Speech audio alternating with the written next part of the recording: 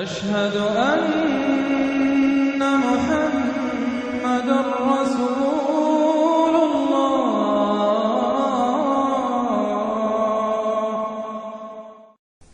سورۃ لقمان۔ بسم اللہ الرحمن الرحیم۔ الف لام میم۔ تلک آیات الکتاب الحکیم۔ اس سورہ مبارکہ کی ابتدائی آیات جو ہیں وہ سورہ بقرہ کی ابتدائی آیات سے بہت مشابہ بھی ہیں، اور دوسرے یہ کہ اس میں ایک لطیف فرق ہے، وہ ابھی آپ کے سامنے آ جائے گا۔ تلک آیات الکتاب الحکیم ھدی ورحمۃ للمحسنین الذین یقیمون الصلاۃ ویؤتون الزکاۃ وہم بالآخرۃ ہم یوقنون اولئک علی ھدی من ربہم واولئک هم المفلحون۔ پانچویں آیت تو جو یہاں ہے وہی پانچویں آیت ٹھیک سورہ بقرہ کی ہے، اولئک علی ھدی من ربہم واولئک هم المفلحون۔ پہلی آیت الف لام میم یہاں ہے، پہلی آیت الف لام میم سورہ بقرہ کی بھی ہے۔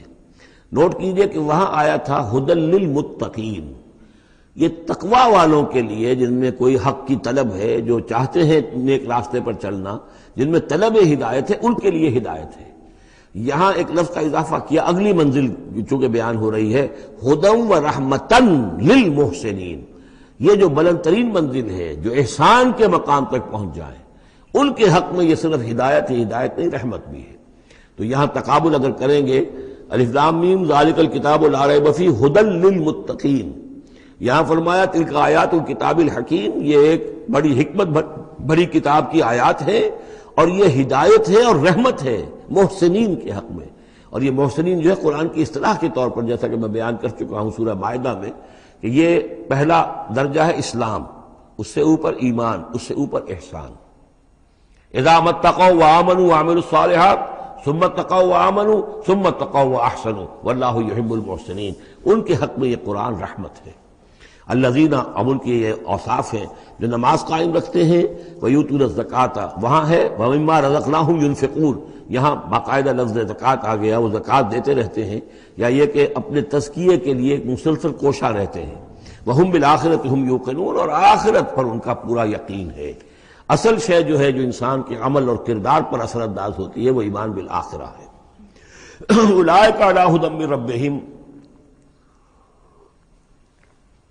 یہ لوگ ہیں ہدایت پر اپنے رب کی جانب سے، واولئک ھم المفلحون، اور یہی ہیں فلاح پانے والے۔ ومن الناس من یشتری لہو الحدیث لیضل عن سبیل اللہ بغیر علم، لوگوں میں سے کچھ ایسے بھی ہیں کہ جو کھیل کی باتیں خریدتے ہیں، کھیل کود، اور تاکہ لوگوں کی توجہ ادھر ہو جائے۔ اور یہ باقاعدہ کیا ہے نضر بن حارث جو رؤسائے قریش میں سے تھا، اور اس شخص کا معاملہ یہ تھا کہ یہ حضور کے شدید ترین مخالفین میں سے تھا۔ اس نے یہ کیا کہ یہ لوگ جو ہیں، چونکہ عربوں کے اندر ذوق تو تھا، ان کے ہاں اچھے شاعروں کی بڑی قدر تھی، خطبہ ادب جو ہے، فصاحت و بلاغت جو ہے اس سے ان کو دلچسپی تھی، قرآن مجید کی فصاحت اور بلاغت انہیں اپنی طرف کھینچتی تھی۔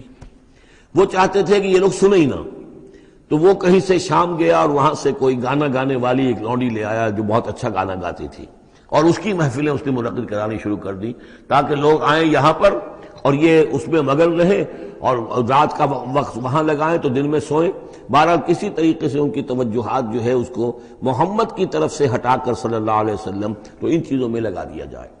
اور یہ اچھی طرح سمجھ لیجئے کہ اس وقت دنیا میں یہ کھیلوں کا معاملہ، سپورٹس کا، گیمز کا معاملہ، اور پورے ذرائع ابلاغ کے اوپر معلوم ہوتا ہے چھائی ہوئی شے یہ ہے۔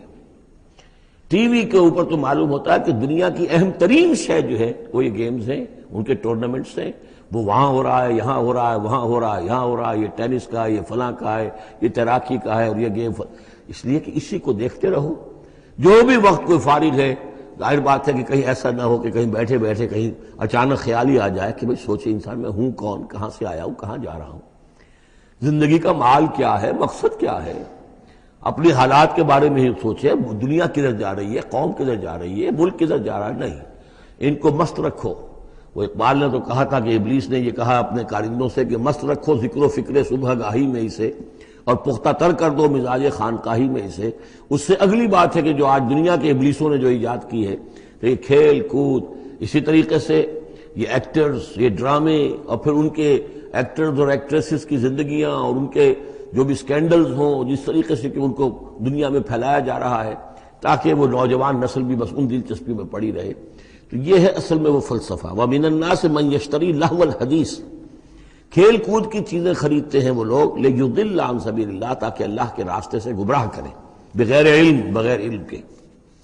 وَيَتَّخِذَهَا هُزُوًا، اور اللہ تعالیٰ کا جو معاملہ ہے اس کو یہ وہ ہنسی ٹھٹا بنا دیں۔ اولئک لہم عذاب مہین، یہ وہ لوگ ہیں کہ جن کے لیے اہانت آمیز عذاب ہے۔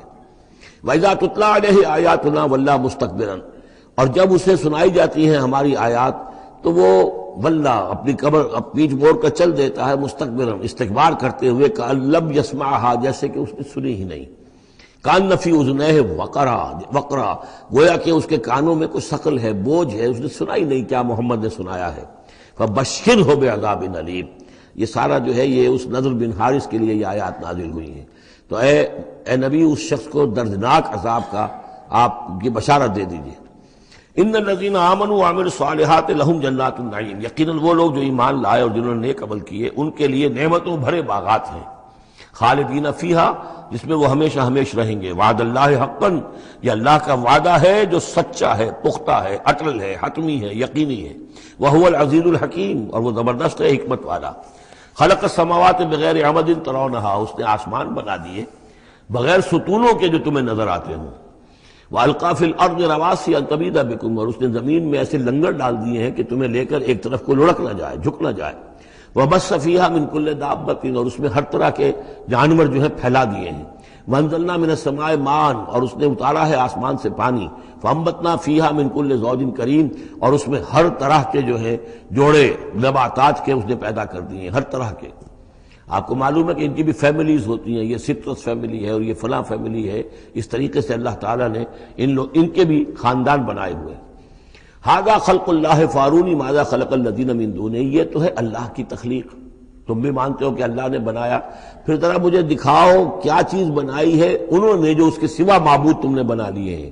بل الظالمون فی ضلال مبین، ظاہر ہے کہ ایسے ان کے عقیدے میں بھی یہ بات نہیں تھی۔ یہ دوسری بات ہے کہ وہ متوجہ نہیں ہوتے تھے، جو کچھ کر رہے ہیں اس کا کبھی تجزیہ نہیں کرتے تھے، لیکن یہ ہے کہ یہ ظالم جو ہے یہ کھلی گمراہی میں پڑے ہوئے ہیں۔ اب جو دوسرا رکوع آ رہا ہے سورہ مبارکہ کا، یہ ہمارے اس منتخب نصاب کا ایک اہم درس ہے، اور یہ منتخب نصاب کا پہلا حصہ ہے جو جامع اسباق، سورۃ العصر، پھر آیت البر، تیسرا سبق یہ ہے۔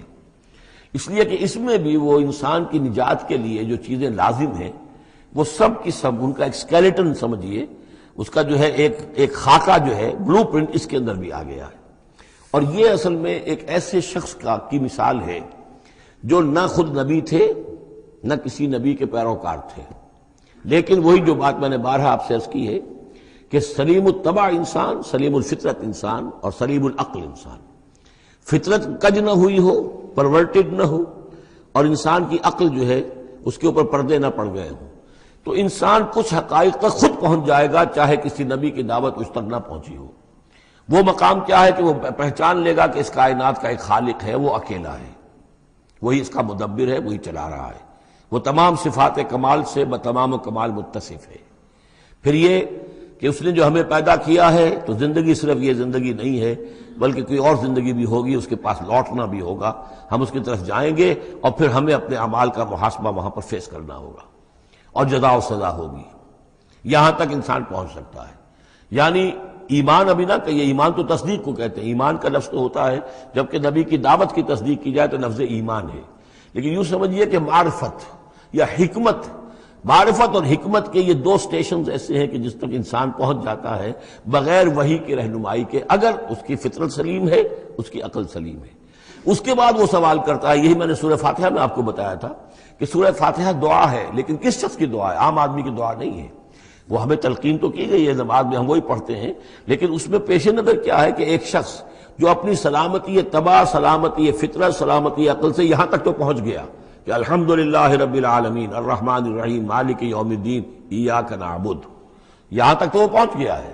اے رب پھر تیری ہی بندگی کرنی چاہیے، تیری ہی مرضی پر چلنا چاہیے، لیکن تیری مرضی کس شے میں ہے یہ ہمیں معلوم نہیں، تو کس چیز سے راضی ہوتا ہے، کس سے ناراض ہوتا ہے یہ ہمیں معلوم نہیں۔ تیری بندگی کیسے کریں یہ ہمیں معلوم نہیں. تو اس سے آگے پھر ہے وہ جو اہدنا الصراط المستقیم، ایاک نعبد و ایاک نستعین اہدنا الصراط المستقیم. تو ایسی ایک شخصیت تھی حضرت لقمان کی. جہاں تک روایات ہیں ان سے معلوم ہوتا ہے کہ یہ حبشی النسل تھے. نوبیا ایک جگہ ہے کہ جو سوڈان اور یوں سمجھیے کہ مصر کے تقریباً درمیان یا سرحد پر ہے، وہاں یہ رہتے تھے اور کارپینٹر تھے. لیکن یہ کہ اللہ تعالیٰ ذہانت جس کو بھی چاہے دے دے، لیکن ان کے اندر اللہ تعالیٰ نے وہ ذہانت بھی دی تھی اور وہ سلامتی فکر، سلامتی عقل، سلامتی فطرت، سلامتی قلب، اس کے نتیجے میں وہ اس چیز تک پہنچ گئے تھے، توحید تک. اور اس کے ساتھ ہی یہ ہے کہ اعمال انسان کے جو ہیں وہ ضائع جانے والے نہیں ہیں، ان کا کوئی نہ کوئی بدلہ مل کر رہے گا. باقی یہ کہ جو چیزیں وہی سے معلوم ہوتی ہیں، جنت دوزخ، وہ تو ان کے تذکرہ نہیں ملے گا اس کے اندر. جو چیزیں، اور کسی رسول کا تذکرہ بھی نہیں ملے گا، اس لیے کہ وہ کسی رسول کے امتی ہوتے تو تذکرہ کرتے. یہاں انہوں نے جو اپنی ایک حکیم اور دانا انسان نے اپنے ساری عمر کے سوچ کا جو لب لباب ہے، خلاصہ ہے، حاصل ہے، وہ اپنے بیٹے کو اپنے انتقال کے وقت وصیت کی شکل میں منتقل کیا ہے. اور اس کو اللہ تعالیٰ نے قرآن میں نقل کر دیا. چونکہ ان کے اقوال کوٹ کیے جاتے تھے، جیسے ہم کوئی تقریر کرتے ہیں تو کبھی علامہ اقبال کا حوالہ دیتے ہیں، ان کا شعر کوٹ کر دیتے ہیں، کبھی کسی اور کا.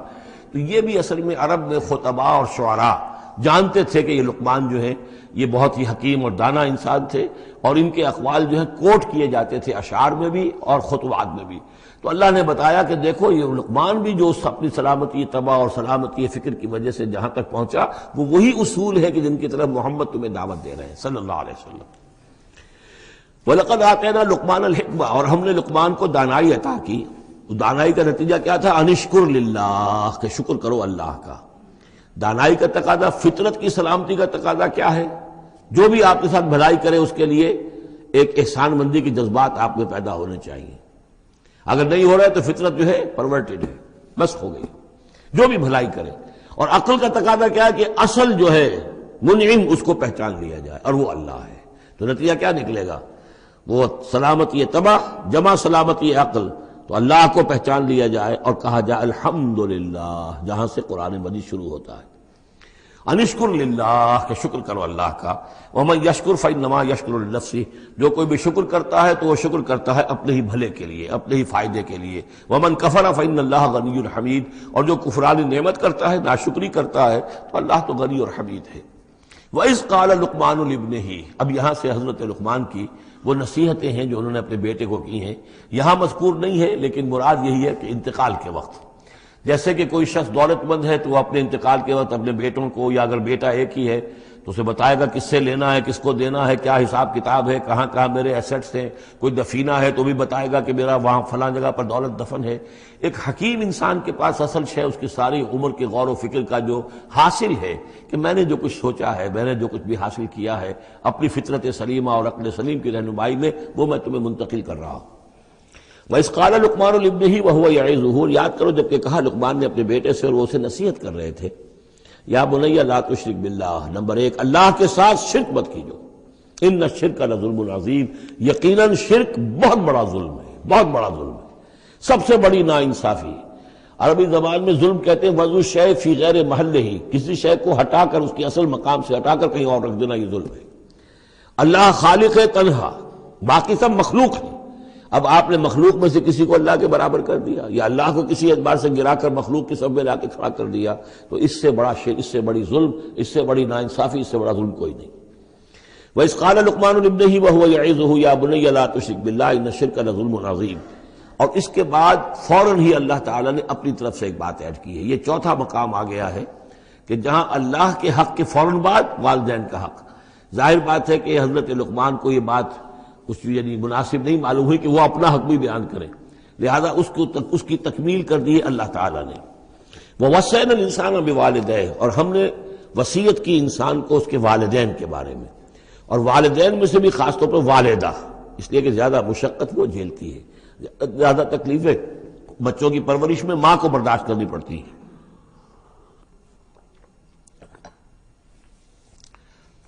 وَوَصَّيْنَا الْإِنسَانَ بِوَالِدَيْهِ حملتہ امہ وہنا علی وہن، اسے اٹھائے رکھا، وہ جو حمل ہے اس کے اپنے جسم کے اندر اٹھائے رکھا اس نے اس کو، وہنا علی وہن، کمزوری پر کمزوری جھیل کر. وفصالہ فی عامین، پھر اس کا دودھ چھڑانا ہوا 2 سال میں سے، پھر یہ کہ پہلے 9 مہینے تو جونک کی طرح اس کے جسم کے اندر خون چوستا رہا، اور اس کے بعد پھر جو ہے دودھ اس کا جو ہے پیا ہے تو وہ بھی اس کی توانائیاں اور اس کی قوت ہی ہے کہ جو دودھ کی شکل میں اس کے لیے غذا بنی ہے۔ انشکر لی ولوالدیک، کہ شکر کرو میرا اور اپنے والدین کا، الی المصیر، اور میری طرف تم کو لوٹ کر آنا ہے۔ اب دیکھیے جیسے میں نے وہاں عرض کیا تھا کہ سورہ عنکبوت میں اور اس میں بڑی مناسبت ہے ان دو میں، وہ مضمون اب یہاں بھی آ رہا ہے کہ اگر یہ 2 حق ٹکرا جائیں، ایک حق اللہ کا ہے شرک نہ کیا جائے، ایک حق والدین کے ساتھ حسن سلوک ہے، اب یہ ٹکرا گئے، والدین کہہ رہے ہیں شرک کرو، اب کیا کریں؟ وَإِن جَاهَدَاكَ عَلَىٰ أَن تُشْرِكَ بِي مَا لَيْسَ لَكَ بِهِ عِلْمٌ، اگر وہ تم سے جہاد کریں، تم پر دباؤ ڈالیں، تم سے لڑیں، تم سے جھگڑیں اور تمہیں مجبور کریں کہ تم شریک کرو اور شرک کرو میرے ساتھ ایسی چیز کا کہ جس کا تمہارے پاس کوئی علم نہیں ہے، فَلَا تُطِعْهُمَا، تم کا کہنا مت مانو۔ وہاں پر بھی یہ مضمون آ چکا، یہاں دوبارہ آ گیا کہ ان کے حقوق ایک حد تک ہیں، اس سے آگے بڑھ کر وہ اللہ کے حقوق پر ڈاکہ ڈالنے لگے، بازی بازی بارش بابا ہم بازی، ان کے حقوق اللہ کے حقوق کے برابر نہیں ہو سکتے، ان کے حقوق اللہ کے حقوق سے فائق نہیں ہو سکتے، اس کے نیچے نیچے ہیں، تو شرک نہیں۔ البتہ یہاں یہ ذہن میں رکھیے کہ شرک صرف بت پرستی کو نہیں کہتے، لا تشرک، شرک کی کوئی قسم بھی ہو۔ اب اللہ کے کسی ایک حکم کو اگر والدین کہتے ہیں توڑو، اس کا کیا مطلب ہے؟ یہ شرک کا حکم دے رہے ہیں، اس لیے کہ آپ نے والدین کے کہنے پر اللہ کے حکم کی خلاف ورزی کی، اس کا مطلب ہے کہ آپ نے مطاع اور معبود والدین کو بنا لیا۔ نفس کے کہنے پر آپ حرام کے اندر منہ مار رہے ہیں تو آپ کا جو حرام جو دولت ہے وہ آپ کا معبود ہے اور آپ کا نفس آپ کا معبود ہے۔ ارأیت من اتخذ الہہ ہواہ، کیا تم نے دیکھا اس شخص کو جس نے اپنی خواہش و نفس کو اپنا معبود بنا لیا؟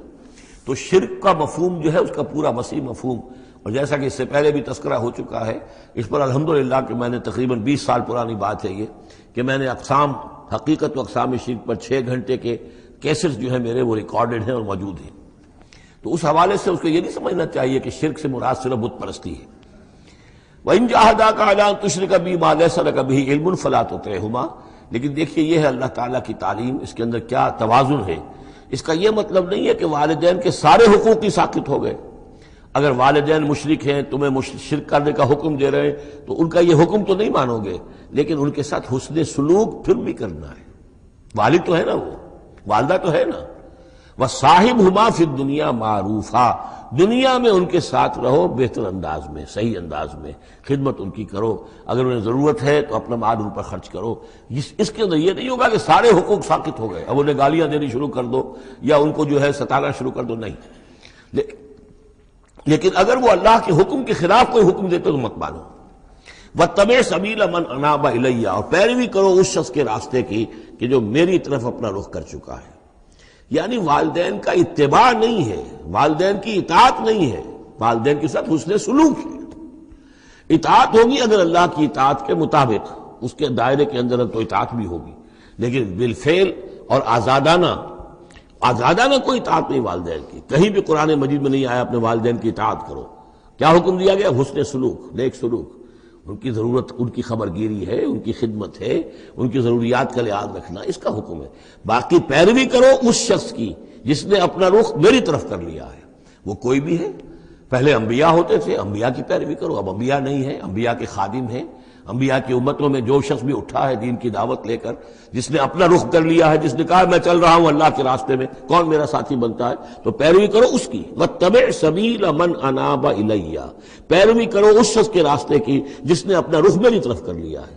ثُمَّ إِلَيَّ مَرْجِعُكُمْ، پھر میری ہی طرف تم سب کا لوٹنا ہے۔ والدین بھی یہیں آ جائیں گے میرے پاس، تم بھی آ جاؤ گے۔ فَأُنَبِّئُكُم بِمَا كُنتُمْ تَعْمَلُونَ، پھر میں تمہیں جتلا دوں گا جو کچھ کہ تم کرتے رہے تھے۔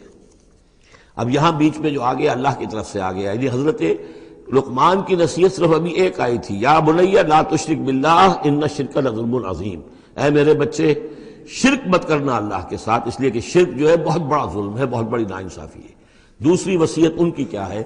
یا بنی انہا ان تک مثقال حبۃ من خردل فتکن فی صخرۃ او فی السماوات او فی الارض یأت بها اللہ ان اللہ لطیف خبیر، اے میرے بچے عمل، خواہ وہ نیکی کا ہو خواہ بدی کا ہو، انہا، ہا کی ضمیر ہے عمل کی طرف، عمل خواہ ایک رائی کے دانے کے ہم وزن ہو۔ اب یہ سب سے چھوٹی چیز رائی کا دانہ، فتیلہ، نقیرہ، یہ تین چیزیں آتی ہیں قرآن مجید میں عام طور پر چھوٹی شے کے لیے، لا یظلمون فتیلہ، لا یظلمون نقیرہ، اور یہ کہ رائی کا دانہ بہت چھوٹا۔ تو چاہے وہ نیکی یا بدی ہو، رائی کے دانے کے ہم وزن، اور پھر فتکن فی صخرۃ، وہ کسی پہاڑ کی، کسی چٹان کے پیٹ میں جا کر، کسی کھو کے اندر جا کر وہ عمل کیا گیا ہو، اور فی السماوات، یا آسمانوں میں کیا گیا ہو۔ اب تو آسمانوں میں ہے نا، آپ خلا میں جا کر وہ عمل کر رہے ہیں، تو پھر اب تو انسان جو ہے وہاں تک پہنچ گیا ہے۔ اور فی الارض، یا زمین کے پیٹ میں گھس کر کیا گیا ہو، یأتی بہ اللہ، اللہ اسے لے آئے گا۔ یعنی انسانی اعمال، انسان اشرف المخلوقات ہے، اور انسانی اعمال ایسی گھٹیا چیز نہیں ہے کہ ایسے ضائع کر دے اللہ، چاہے وہ نیکی ہے چاہے بدی۔ فمن یعمل مثقال ذرۃ خیرا یرہ ومن یعمل مثقال ذرۃ شرا یرہ، لیکن عمل ضائع نہیں ہوگا، چاہے وہ رائی کے دانے کے برابر ہو، پھر چاہے وہ کسی چٹان میں گھس کر کیا گیا ہو، کسی پہاڑ کی کھو میں کیا گیا ہو، چاہے وہ خلا اور فضا کی پہنائیوں میں کیا گیا ہو، چاہے وہ زمین کے اندر سرنگ کھود کر کیا گیا ہو، یأتی بہ اللہ ان اللہ لطیف خبیر، یقیناً اللہ تعالیٰ باریک بین ہے، باخبر ہے۔ اب دو چیزیں آ گئیں، اللہ کے ساتھ شرک نہیں، اور اعمال کے بارے میں دیکھ لو، نیکی اور بدی کے نتائج نکل کر رہیں گے۔ اس سے آگے بعث بعد الموت کا یہاں تذکرہ نہیں ہے، اس سے بعد جنت اور دوزخ کا، اس لیے کہ یہ چیزیں معلوم ہوتی ہیں پھر نبی کے بتانے سے۔ اصولی طور پر جو چیز حکمت سے انسان جہاں تک پہنچ سکتا ہے وہ دو ہے، ایک خالق اور اس کے ساتھ شرک نہ ہو، اور نمبر دو اس اعمال انسانی ان کا ضرور بدلہ ملے گا۔ اب اس کے بعد تیسری بات، یا بنی اقم الصلاۃ، نماز قائم رکھو۔ یعنی جس اللہ کو تم نے پہچان لیا ہے، اب محض ایک مرتبہ پہچان لینا کافی نہیں ہوگا، اسے یاد رکھنا ضروری ہے، ورنہ شیطان تمہیں ورغلائے گا، تمہیں ادھر ادھر سے جو ہے تمہارا نفس تمہیں غلط راستے پر ڈال دے گا، جب تک کہ یہ ایمان باللہ مستحضر نہ رہے ذہن کے اندر۔ اور ایمان باللہ کو مستحضر رکھنے کے لیے ذکر ہے جو ہم پڑھ چکے ہیں، اتل ما اوحی الیک من الکتاب واقم الصلاۃ ان الصلاۃ تنہی عن الفحشاء والمنکر۔ لہذا اب نماز کون سی تھی وہ ہم نہیں جانتے، لیکن کوئی ذریعہ ایسا ہونا چاہیے کہ تم اللہ کو یاد کیا کرو۔ یا بنی اقم الصلاۃ، اور نمبر 4 وَأَمُرْ بِالْمَعْرُوفِ وَانْهَ عَنِ الْمُنْكَرِ، اور نیکی کا حکم دو اور بدی سے روکو۔ یہ بھی تمہاری ذمہ داریوں میں سے ہے، یہ بھی انسان کی، یوں سمجھیے کہ اس کی انسانیت، اس کی شرافت، اس کی مروت کا تقاضا ہے کہ وہ اپنے جو ابنائے نو ہیں، جو بھی انسان ہیں، ان کی بھلائی کے لیے کوشاں ہوں، اور سب سے بڑی بھلائی ان کی اور سب سے بڑی خدمت یہی ہے کہ انہیں برائیوں سے روکا جائے اور بھلائیوں کی دعوت دی جائے۔ وَاصْبِرْ عَلَىٰ مَا أَصَابَكَ، اور یہ بھی جان لو کہ اگر یہ امر بالمعروف نہی عن المنکر کرو گے تو تکلیفیں آئیں گی، مصیبت آئیں گی۔ پسند تو کسی کو نہیں ہے کہ آپ اس پر تنقید کریں۔ اگر آپ کسی بچے کو بھی سڑک پر کھیل رہا ہو، گلی میں کھیل رہا ہو، اگر آپ اس سے کہہ دیں کہ بیٹے یہ کوئی کرکٹ کھیلنے کی جگہ نہیں ہے، کسی کی گاڑی کا شیشہ توڑو گے تم، تو آپ دیکھ لیجئے پھر کیا آپ کا وہ اس کو کیا جواب دے گا آپ کو۔ اسی لیے آپ بولتے ہی نہیں ہیں کہ اپنی عزت لے کر وہاں سے نکل جائیں۔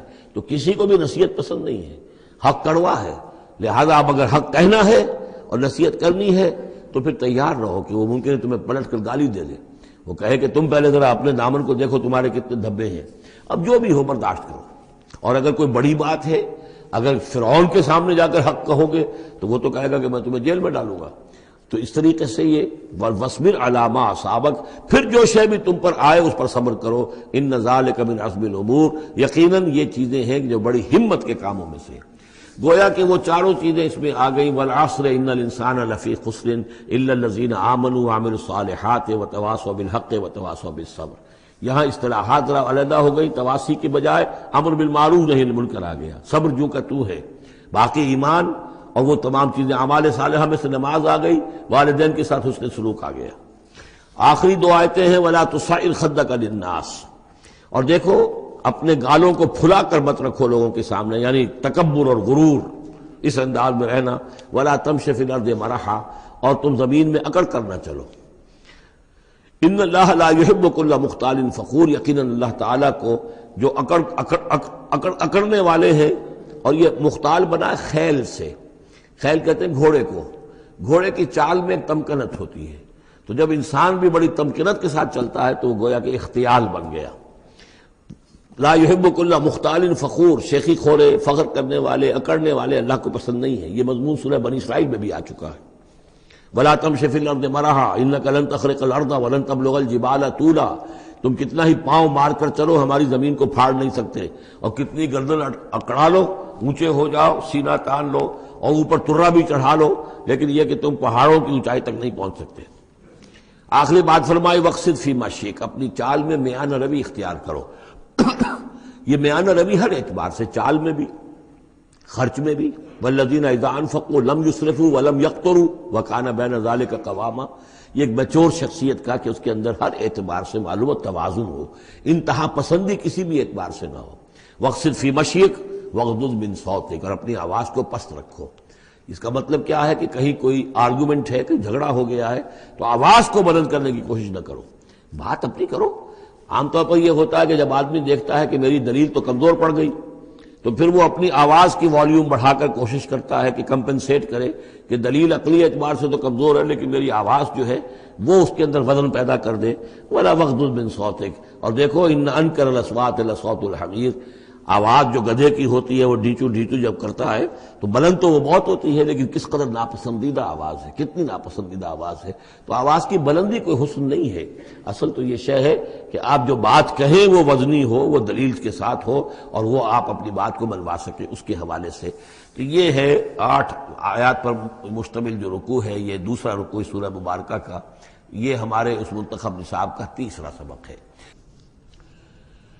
أَلَمْ تَرَوْا أَنَّ اللَّهَ سَخَّرَ لَكُم مَّا فِي السَّمَاوَاتِ وَمَا فِي الْأَرْضِ وَأَسْبَغَ عَلَيْكُمْ نِعَمَهُ ظَاهِرَةً وَبَاطِنَةً وَمِنَ النَّاسِ مَن يُجَادِلُ فِي اللَّهِ بِغَيْرِ عِلْمٍ وَلَا هُدًى وَلَا كِتَابٍ مُنِيرٍ صدق اللہ العظیم۔ کیا تم نے دیکھا نہیں کہ اللہ تعالیٰ نے تمہارے لیے مسخر کر دیا ہے جو کچھ کے آسمانوں میں ہے اور جو کچھ کے زمین میں ہے، یعنی یہ کہ آسمان کے اندر سورج ہے، چاند ہے، یہ سب تمہاری ضرورتیں بہم پہنچانے میں لگے ہوئے ہیں۔ سورج کی تمازت ہے جس سے تمہاری فصلیں پکتی ہیں، اسی سے ہواؤں کا نظام چل رہا ہے، بارشوں کا برسنا، تو یہ سارا معلوم ہوتا ہے کہ تمہارے لیے یہ سب بستر بچھایا ہے اللہ نے اور ساری تمہاری ضرورتیں پوری کی ہیں۔ وَأَسْبَغَ عَلَيْكُمْ نِعَمَهُ، اور اس نے تم پر اپنی ساری نعمتیں مکمل کر دی ہیں، پوری کر دی ہیں۔ ظاہرۃً و باطنۃً، یہ نعمتیں ظاہری بھی ہیں باطنی بھی ہیں، جو باہر سے نظر آتی ہیں دکھتی ہیں جن کو ہم استعمال کرتے ہیں، بہت سی نعمتیں وہ جن کا ہمیں احساس ہی نہیں ہے۔ ہمارے وجود کے اندر کیا کچھ اللہ تعالی نے ودیت کیا ہوا ہے اس کا ہمیں پوری طرح احساس بھی نہیں۔ وَمِنَ النَّاسِ مَن يُجَادِلُ فِي اللَّهِ بِغَيْرِ عِلْمٍ، یہ آیت آ چکی ہے سورہ حج میں۔ لوگوں میں سے کچھ ایسے بھی ہیں جو جھگڑتے ہیں اللہ کے معاملے میں یا اللہ کے بارے میں یا اللہ کے احکام کے بارے میں، اللہ کی آیات کے بارے میں، بغیر اس کے کہ بغیر علم کہ ان کے پاس کوئی علم ہو، ولا ہدن، نہ کوئی رہنمائی اور ہدایت ہے، ولا کتاب منیر، نہ کوئی روشن کتاب ہے۔ وَإِذَا قِيلَ لَهُمُ اتَّبِعُوا مَا أَنزَلَ اللَّهُ قَالُوا بَلْ نَتَّبِعُ مَا وَجَدْنَا عَلَيْهِ آبَاءَنَا، اور جب ان سے کہا جاتا ہے کہ پیروی کرو اس کی جو اللہ نے نازل فرمایا ہے، قرآن اتارا ہے، اس کی پیروی کرو۔ قالوا، وہ کہتے ہیں، بل نتبع ما وجدنا علیہ آباءنا، بلکہ ہم تو پیروی کریں گے اس کی کہ جس کو پر ہم نے پایا ہے اپنے آباء و اجداد کو۔ اور آج کل خاص طور پر یہ لوک ورثہ اور ہماری پرانی روایات، قومی روایات اور ہماری جو ہیں ہر علاقے کا ایک کلچر ہے، اس کلچر کو زندہ کیا جائے، کروڑ روپیہ ان چیزوں میں صرف کیا جاتا ہے۔ اولو کان الشیطان یدعوہم الی عذاب السعیر، خواہ شیطان ان کو پکار رہا اور بلا رہا ہو، یہ جو باتیں بنا رہے ہیں در حقیقت یہ شیطان کی دعوت اور اس کی تبلیغ ہے در حقیقت جس کو انہوں نے قبول کیا ہے۔ یدعوہم الی عذاب السعیر، اور وہ انہیں بلا رہا ہے اس جہنم کے عذاب کی طرف۔ وَمَن يُسْلِمْ وَجْهَهُ إِلَى اللَّهِ وَهُوَ مُحْسِنٌ، اور جس شخص نے اپنا چہرہ اللہ کے سامنے جھکا دیا، تابع فرمان کر دیا اپنے چہرے کو الی اللہ، اللہ کی جانب، وَهُوَ مُحْسِنٌ، اور وہ احسان کی روش اختیار کرے، فَقَدِ اسْتَمْسَكَ بِالْعُرْوَةِ الْوُثْقَىٰ، تو اس نے تو مضبوط تھام لیا ہے مضبوط کنڈے کو، اس کا ہاتھ پڑ گیا ہے۔ یہ سورہ بقرہ میں بھی یہ الفاظ آئے تھے آیت الکرسی کے فوراً بعد۔ فَمَن يَكْفُرْ بِالطَّاغُوتِ وَيُؤْمِن بِاللَّهِ فَقَدِ اسْتَمْسَكَ بِالْعُرْوَةِ الْوُثْقَىٰ وَإِلَى اللَّهِ عَاقِبَةُ الْأُمُورِ، اور تمام معاملات کا انجام آخر کار اللہ ہی کے ہاتھ میں ہے، اللہ ہی تک اس کو لوٹا دیا جائے گا۔ وَمَن كَفَرَ فَلَا يَحْزُنكَ كُفْرُهُ، اور اے نبی جو کفر کر رہا ہے تو آپ اس کے کفر اور کفر کے لیے جو وہ بھاگ دوڑ کر رہا ہے اس سے آپ پریشان نہ ہو، دلگیر نہ ہو۔ الینا مرجعہم، میری طرف ان سب کو لوٹنا ہے، فننبئہم بما عملوا، ہم انہیں اچھی طرح بتا دیں گے، جتلا دیں گے جو کچھ کہ انہوں نے کیا تھا۔ ان اللہ علیم بذات الصدور، یقیناً اللہ تعالیٰ تو جو کچھ سینوں میں چھپا ہوا ہے اس سے بھی واقف ہے۔ نمتعہم قلیلا، ہم انہیں ذرا تھوڑی دیر کے لیے ساز و سامان دے رہے ہیں، دنیا کے اندر یہ مزے لے لیں، مزے لوٹ لیں۔ ثم نضطرہم الی عذاب غلیظ، پھر ہم انہیں کشاں کشاں لے آئیں گے، کھینچ کر پکڑ کر لے آئیں گے اس عذاب کی طرف جو بہت گاڑھا ہے۔ وَلَئِن سَأَلْتَهُم مَّنْ خَلَقَ السَّمَاوَاتِ وَالْأَرْضَ لَيَقُولُنَّ اللَّهُ، اور جب اگر آپ ان سے پوچھیں کس نے پیدا کیا آسمان اور زمین تو وہ کہیں گے اللہ نے۔ قُلِ الْحَمْدُ لِلَّهِ، کہیے الحمدللہ، ساری حمد بھی پھر اسی کی ہے۔ بل اکثرهم لا يعلمون، لیکن یہ کہ ان کی اکثریت علم نہیں رکھتی۔ للہ ما فی السماوات والارض، آسمان اور زمین میں جو کچھ ہے وہ اللہ کے لیے ہے، اللہ ہی کا ہے، اللہ کی ملکیت ہے، یہ لام تملیک ہے، اللہ کی ملکیت ہے ہر وہ شے جو بھی کچھ ہے آسمانوں میں اور زمین میں۔ ان اللہ هو الغنی الحمید، یقیناً وہ غنی ہے، اسے کوئی احتیاج نہیں، اور حمید ہے، بڑی خوبیوں والا ہے، اپنی ذات میں ستودہ صفات ہے۔ وَلَوْ أَنَّ مَا فِي الْأَرْضِ مِنْ شَجَرَةٍ أَقْلَامٌ، اور اگر جتنے بھی زمین میں درخت ہیں وہ قلم بن جائیں، والبحر، اور سمندر جو ہے وہ سیاہی بن جائے، جیسے میں یہ مضمون سورہ کہف میں بھی آ چکا ہے۔ قُلْ لَوْ كَانَ الْبَحْرُ مِدَادًا لِكَلِمَاتِ رَبِّي وَلَنَفِدَ الْبَحْرُ قَبْلَ أَن تَنفَدَ كَلِمَاتُ رَبِّي وَلَوْ جِئْنَا بِمِثْلِهِ مَدَدًا، اگر پورا سمندر جو ہے میرے رب کے کلمات کو لکھنے کے لیے سیاہی بن جائے تو وہ سیاہی سمندر ختم ہو جائے گا، لیکن یہ کہ میرے رب کی کلمات ختم نہیں ہوں گے چاہے اتنا ہی سمندر اور لے آیا جائے۔ وہی مضمون یہاں بھی آ رہا ہے، اور یہ بات نوٹ کی ہے، میں نے کئی مرتبہ آپ کو بتائی ہے کہ اہم مضامین قرآن مجید میں کم سے کم دو جگہ ضرور ملتے ہیں۔ وَلَوْ، اب وہاں پر صرف سیاہی کا تذکرہ تھا، یہاں سیاہی کے ساتھ قلم۔ وَلَوْ أَنَّ مَا فِي الْأَرْضِ مِنْ شَجَرَةٍ أَقْلَامٌ، اگر جتنے بھی درخت زمین میں ہیں وہ سب کے سب قلم بن جائیں۔ وَالْبَحْرُ، اور سیاہی جو ہے یہاں پہ اب محظوظ سمجھیے مدادن، اور بحر جو ہے سمندر جو ہے وہ سیاہی کی شکل اختیار کر لے۔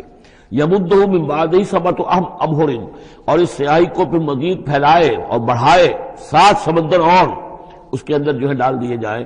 ما نفدت کلمات اللہ، اللہ تعالیٰ کی کلمات ختم نہیں ہوں گے۔ اور یہ میں عرض کر چکا ہوں، اس سے مراد کیا ہے کہ ہر شے جو اس کائنات میں ہے اللہ تعالیٰ کے کلمہ کن کا ظہور ہے، تو گویا کہ یہ تمام مخلوقات جو ہے کلمات اللہ ہے۔ اس اعتبار سے ظاہر بات ہے کہ احصاء کرنا ممکن ہی نہیں، اور آج کچھ نہ کچھ ہمیں اندازہ ہے کہ یہ کائنات کتنی وسیع و عریض ہے۔ ابھی تک بڑی سے بڑی ٹیلیسکوپس ایجاد کرنے کے باوجود trillions and trillions and trillions of light years تک تو ہم نے دیکھ لیا ہے، لیکن کائنات کا سرا ابھی ہمیں نظر نہیں آیا کہ یہ شروع کہاں ہوتی ہے ختم کہاں ہوتی ہے۔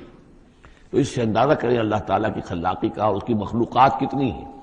تو وہ جتنے بھی کلمات کن ہیں اگر ان کو لکھنے کے لیے تمام جو ہے زمین کے درخت وہ قلم بن جائیں اور تمام سمندر جو ہیں وہ سیاہی بن جائیں اور 7 سمندر اور بھی اس میں ایڈ کر دیے جائیں، تب بھی یہ کہ اللہ کے کلمات ختم نہیں ہوں گے۔ ان اللہ عزیز الحکیم، یقیناً اللہ تعالیٰ زبردست ہے، حکمت والا۔ اب ادھر تو اس میں تو اللہ تعالیٰ کی تخلیق کی وسعت اور عظمت کا تذکرہ ہو گیا۔ اب اس کا جو اس کے انتظام کا معاملہ، اس کی تدبیر جو ہے اس میں کس قدر یسر ہے، کتنی آسانی ہے، کتنی سہولت ہے اس کے لیے۔ یعنی اس کائنات کو جیسے کہ سورہ بقرہ میں آیت الکرسی میں بھی آیا تھا وَلَا يَئُودُهُ حِفْظُهُمَا، یہ آسمانوں اور زمین کی حفاظت اس پر کوئی بھاری نہیں ہے، مشکل نہیں ہے، اس کو جو ہے اس کے تھامنے میں، اس کے چلانے میں کوئی اس کے لیے یہ کام بوجھل نہیں ہے، وزنی نہیں ہے۔ وَلَا يَئُودُهُ حِفْظُهُمَا وَهُوَ الْعَلِيُّ الْعَظِيمُ، تو اسی کو یہاں فرمایا مَا خَلْقُكُمْ وَلَا بَعْثُكُمْ إِلَّا كَنَفْسٍ وَاحِدَةٍ، تم سب کو پیدا کرنا اور تم سب کو دوبارہ پیدا کر لینا اللہ تعالیٰ کے لیے ایسے ہی جیسے ایک نفس کا پیدا کر دینا، اللہ کے لیے یہ اتنا یسیر ہے۔ ان اللہ سمیع بصیر، یقیناً اللہ تعالیٰ سمیع ہے اور بصیر ہے۔ تو گویا کہ ایک ہے اللہ کی تخلیق کی وسعت و عظمت، وہ تو کلمات الہی، اور ایک ہے اللہ تعالیٰ پر یہ کتنا ہلکا ہے، اہون علیہ، یہ اس کے لیے بہت آسان ہے، یسر اور سہولت اللہ تعالیٰ اس کے انتظام کو اور اس کو جو لے کر چل رہا ہے وہ اس پر بھاری نہیں۔ الم تر ان اللہ یولج اللیل فی النہار، کیا تم دیکھتے نہیں کہ اللہ تعالیٰ رات کو پرو لاتا ہے دن میں، ویولج النہار فی اللیل، اور دن کو پرو لاتا ہے رات میں۔ اب یہ ایک تو اس کا مفہوم یہ ہو سکتا ہے کہ جیسے ایک ڈوری ہے اور اس ڈوری کے اندر اگر آپ نے دانے ڈالے ہوئے تسبیح میں، ایک سیاہ ہے ایک سفید ہے، ایک سیاہ ایک سفید ہے، تو سیاہ کے بعد سفید، سفید کے بعد سیاہ، یہ تو آتا چلا جائے گا۔ ایک یہ ہے کہ کبھی دن بڑھتا ہے اور رات گھٹتی ہے، گویا کہ دن جو ہے رات میں داخل ہو رہا ہے، کبھی رات بڑھنے لگتی ہے، دن گھٹنے لگتا ہے، گویا کہ دن جو ہے وہ رات کو انکروچ کر رہا ہے، رات کے حصے کو گویا کہ اس نے قبضے میں لے لیا ہے۔ تو اس طریقے سے اللہ تعالیٰ پھرو دیتا ہے رات کو دن میں، دن کو رات میں۔ وَسَخَّرَ الشَّمْسَ وَالْقَمَرَ، اور اس نے مسخر کر دیا ہے سورج کو اور چاند کو۔ كُلٌّ يَجْرِي إِلَىٰ أَجَلٍ مُّسَمًّى، یہ سب کے سب چل رہے ہیں ایک وقت معین تک کے لیے۔ وَأَنَّ اللَّهَ بِمَا تَعْمَلُونَ خَبِيرٌ، اور یقیناً اللہ تعالیٰ جو کچھ کہ تم کر رہے اس سے باخبر ہے۔ ذَلِكَ بِأَنَّ اللَّهَ هُوَ الْحَقُّ، یہ اس لیے کہ اللہ حق ہے۔ وَأَنَّ مَا يَدْعُونَ مِن دُونِهِ الْبَاطِلُ، اور یہ کہ جس کو یہ پکار رہے ہیں اللہ کے سوا وہ سب باطل ہیں، ان کی کوئی حقیقت ہی نہیں۔ باطل اس کو کہتے ہیں جو نظر تو آئے ہو نہ، کوئی حقیقت اس کی نہ ہو، جیسے شراب، پانی نظر آتا ہے لیکن پانی ہے نہیں۔ وَأَنَّ اللَّهَ هُوَ الْعَلِيُّ الْكَبِيرُ، اور یقیناً اللہ تعالیٰ ہی ہے سب سے بلند و بالا اور سب سے بڑا اور عظمت والا۔ أَلَمْ تَرَ أَنَّ الْفُلْكَ تَجْرِي فِي الْبَحْرِ بِنِعْمَتِ اللَّهِ لِيُرِيَكُم مِّنْ آيَاتِهِ، کیا تم دیکھتے نہیں کہ کشتیاں چلتی ہیں سمندر میں یا دریا میں اللہ کی نعمتوں کو لے کر؟ ظاہر بات ہے ٹرانسپورٹ جو ہوتی تھی پہلے بہت بڑی، وہ سمندروں میں کشتیوں سے، دریاؤں میں بھی۔ لِيُرِيَكُم مِّنْ آيَاتِهِ، تاکہ وہ تمہیں دکھائے اپنی آیات میں سے۔ إِنَّ فِي ذَلِكَ لَآيَاتٍ لِكُلِّ صَبَّارٍ شَكُورٍ، یقیناً اس میں آیات ہیں، لیکن کس کے لیے؟ ان سب لوگوں کے لیے جو صبر کرنے والے ہیں، شکر کرنے والے ہیں۔ صبار یہ بھی مبالغے کا صیغہ ہے، فعال کے وزن پر، بہت صبر کرنے والا۔ شکور فعول کے وزن پر ہے، بہت زیادہ شکر کرنے والا۔ وَإِذَا غَشِيَهُم مَّوْجٌ كَالظُّلَلِ، اور جب یہ کبھی سمندر میں ہوتے ہیں اور ان کے اوپر ایک موج چڑھتی ہے اور ڈھانپ لیتی ہے انہیں جیسے کہ بادل ہو، ایسی موج آ رہی ہے کہ گویا کہ وہ تمہارے اوپر سے گزر جائے گی۔ دعوا اللہ مخلصین لہ الدین، تو وہ پکارنے لگتے ہیں اللہ کو اسی کے لیے اپنی اطاعت کو خالص کرتے ہوئے۔ فلما نجاہم الی البر، اور جب اللہ انہیں نجات دے کر لے آتا ہے خشکی پر، فمنہم مقتصد، تو ان میں سے کچھ وہ لوگ ہیں کہ جو بیچ کی چال پر چلتے ہیں، یعنی یہ کہ اکثر و بیشتر جو ہیں وہ پھر شرک کی راہ اختیار کر لیتے ہیں۔ وما یجحد بآیاتنا الا کل ختار کفور، اور ہماری آیات کا انکار نہیں کرتے مگر وہی جو قول کے جھوٹے ہیں اور ناشکرے ہیں۔ یا ایھا الناس اتقوا ربکم واخشوا یوما، اے لوگوں اپنے رب کا تقوی اختیار کرو اور ڈرو اس دن سے، لا یجزی والد عن ولدہ، جس دن کوئی والد اپنے بیٹے سے کسی شے کو دور نہیں کر سکے گا، بچا نہیں سکے گا کسی بھی چیز سے، ولا مولود هو جاز عن والدہ شیئا، اور نہ ہی بیٹا جو ہے وہ اپنے باپ سے کوئی شے دور کر سکے گا، کوئی کسی کے کام نہیں آئے گا، نہ باپ بیٹے کے نہ بیٹا باپ کے، تو باقی سارے رشتے جو ہیں وہ تو اس کے بعد ثانوی ہیں۔ ان وعد اللہ حق، یہاں وہ آیت بھی یاد آ گئی ہوگی آپ کو، یا بنی اسرائیل اذکروا نعمتی التی انعمت علیکم انی فضلتکم علی العالمین واتقوا یوما لا تجزی نفس عن نفس شیئا ولا یقبل منها شفاعۃ ولا یؤخذ منها عدل ولا هم ينصرون۔ یا ایھا الناس اتقوا ربکم واخشوا یوما لا یجزی والد عن ولدہ ولا مولود هو جاز عن والدہ شیئا ان وعد اللہ حق، اللہ کا وعدہ سچا ہے، شدنی ہے، اٹل ہے، ہو کر رہے گا، قیامت آ کر رہے گی، جزا و سزا ہو کر رہے گی۔ فلا تغرنکم الحیات الدنیا، تو دیکھو تمہیں نہ دھوکے میں ڈال دے یہ دنیا کی زندگی، تم اسی کے اوپر ریجھ جاؤ، اسی میں مگن ہو جاؤ، اسی میں گم ہو جاؤ، تو گویا کہ یہ تمہارے لیے پھر دھوکے کی ٹٹی بن گئی کہ اصل زندگی سے تمہیں جو ہے ذہناً جو ہے اس نے غافل کر دیا۔ ولا یغرنکم باللہ الغرور، اور دیکھنا وہ دھوکے باز تمہیں اللہ تعالیٰ کی شان غفاری کے حوالے سے دھوکہ نہ دے۔ یہ شیطان آ کر یہ بھی کہتا ہے کہ اللہ تو بڑا غفار ہے، تم نے کیا کیا، کچھ چھوٹے سے گناہ تھوڑے سے کیے، اللہ کی مغفرت تو بہت وسیع ہے، خامخواہ کاہے کو گھبراتے ہو، کاہے کو توبہ کرتے ہو۔ تو یہ جو ہے اللہ کی رحیمی، اللہ کی شان غفاری کا حوالے سے دھوکے میں دینا انسان کو۔ ولا یغرنکم باللہ الغرور ان اللہ عندہ علم الساعہ، اللہ ہی ہے کہ جس کے پاس ہے قیامت کا علم کہ قیامت کب آئے گی۔ ساعہ اور قیامہ، اس کے فرق کو ذہن میں رکھیے۔ گھڑی وہ معین گھڑی جبکہ زلزلہ ہوگا اور یہ اجرام سماویہ جو ہیں وہ ایک دوسرے سے ٹکرائیں گے اور پہاڑ جو ہے روئی کے گالوں، یہ ساعہ ہے جس میں کہ ہلاکت ہوگی دنیا کی آخری۔ اور پھر باس بادل موت کے بعد جو دن آنا ہے وہ قیامہ ہے۔ قیام کہتے ہیں کھڑے ہونے کو، اس دن کھڑے ہوں گے لوگ اور حاضر ہوں گے اپنے رب کے حضور میں۔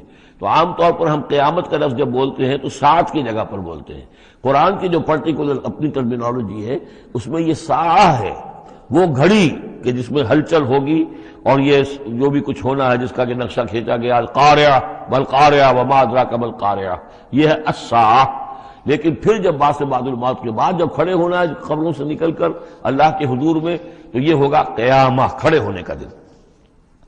ان اللہ عندہ علم الساعہ، وہ ساعت کب آئے گی اس کا علم صرف اللہ کے پاس ہے۔ وَيُنَزِّلُ الْغَيْثَ، وہی بارش برساتا ہے۔ وَيَعْلَمُ مَا فِي الْأَرْحَامِ، وہ جانتا ہے جو کچھ کے رحموں میں ہے، ماں کے پیٹ میں کیا ہے وہ جانتا ہے۔ وَمَا تَدْرِي نَفْسٌ، اور کوئی جان نہیں جانتی ماذا تکسب غدا، کہ کل وہ کیا کمائی کرے گی۔ وَمَا تَدْرِي نَفْسٌ، اور کوئی جان نہیں جانتی بِأَيِّ أَرْضٍ تَمُوتُ، کہ کس زمین میں اس کی موت واقع ہوگی۔ ایک شخص ہے اپنے ملک سے صرف چند دن کے لیے کہیں باہر گیا، وہیں انتقال ہو گیا، اسے کبھی گمان بھی نہیں ہو سکتا تھا۔ سال ہر سال سے کہیں مقیم ہے، وہاں موت نہیں آئی، اور کہیں گیا ہے اور وہاں موت آ گئی، تو کوئی نہیں جانتا کس زمین میں اس کی موت واقع ہوگی۔ ان اللہ علیم الخبیر، یقیناً اللہ تعالیٰ علیم اور خبیر ہے۔ یہ جو 5 چیزیں یہاں گنوائی گئی ہیں، اس میں آج کل بڑا اشکال ہے، اور لوگ کہتے ہیں کہ یہ آپ پتہ چل جاتا ہے کہ ماں کے رحم میں جو ہے، ماں کے پیٹ میں بیٹا ہے یا بیٹی ہے۔ اس کے 2 اعتبار سے اس کو سمجھ لیجئے۔ اس آیت میں 5 چیزوں کا ذکر ہے۔ پہلی چیز میں حصر کا اسلوب ہے کہ یہ چیز صرف اللہ کو معلوم ہے، اگرچہ یہاں یہ نہیں لکھا ہوا ہے کہ اللہ کے سوا کوئی نہیں جانتا، پھر بھی چونکہ حصر کا اسلوب ہے، ان اللہ عندہ علم الساعہ، یقیناً اللہ ہی ہے جس کے پاس ہے قیامت کا علم، ساعت کا علم۔ اس میں بھی گویا کہ نفی ہو گئی کہ کوئی اور نہیں جانتا۔ 2 آخری چیزوں میں بھی نفی ہے، وما تدری نفس ماذا تکسب غدا، کوئی نہیں جانتا کہ کل وہ کیا کمائے گا، اس میں بھی کیٹیگوریکل نفی ہے اس کی۔ وما تدری نفس بأی ارض تموت، یہ بھی پھر کیٹیگوریکل نفی ہے کہ نہیں کوئی جانتا، کوئی جان نہیں جانتی کہ کہاں اس کی موت واقع ہوگی۔ لیکن 2 چیزیں جو ہے کیٹیگوریکل ڈینائل نہیں ہے۔ وَيُنَزِّلُ الْغَيْثَ، اللہ بارش برساتا ہے، یہ کہاں لکھا؟ نہ یہاں اس حصر کا اسلوب ہے، نہ یہ لکھا ہے کہ یہ کام جو ہے صرف اللہ کرتا ہے۔ اسی طرح یعلم ما فی الارحام، اللہ جانتا ہے جو کچھ کے رحموں میں ہے، اب یہ جو نہیں لکھا کہ کوئی اور نہیں جانتا۔ اس اعتبار سے قرآن مجید کے الفاظ جو ہیں ان کے اوپر تو اعتراض وارد ہو ہی نہیں سکتا۔ البتہ اعتراض اگر کچھ وارد ہوتا تو ایک حدیث پر ہوتا ہے۔ حدیث میں یہ آیا ہے کہ حضرت جبرائیل نے جب پوچھا تھا کہ مجھے قیامت کے بارے میں بتائیے، تو اس میں سے ایک روایت میں یہ الفاظ آئے ہیں کہ فی 5 لا یعلمہن الا اللہ، یہ قیامت کا علم جو ہے یہ تو ان 5 چیزوں میں سے ہے جنہیں اللہ کے سوا کوئی نہیں جانتا، اور وہاں حضور نے یہ ساری چیزیں گنوائی ہیں۔ اس کا جو ہے جواب وہ یہ ہے کہ رحم میں کیا ہے اس کا صرف ایک پہلو ہمیں معلوم ہوا ہے کہ وہ بیٹا یا بیٹی ہے، باقی جو کچھ ہے اس کے نہ معلوم کتنے پہلو ہیں، کتنا ذہین ہے، کس قدر فطین ہے، اس کے اندر کیا اوصاف ہیں، اس میں کیا صلاحیتیں ہیں، شقی ہے یا سعید ہے، نیکوکار ہوگا بدکار ہوگا، کیا پتہ ہے، یا ہوگا یا ہوگی۔ تو اس سے یہ کہ اس کی جو حدیث کا بھی معاملہ ہے اس کی بھی جو ہے اس کی توجیہ موجود ہے، اس پہ کسی گھبرانے کی ضرورت نہیں ہے۔ ان اللہ علیم الخبیر، یقیناً اللہ تعالی علیم اور خبیر۔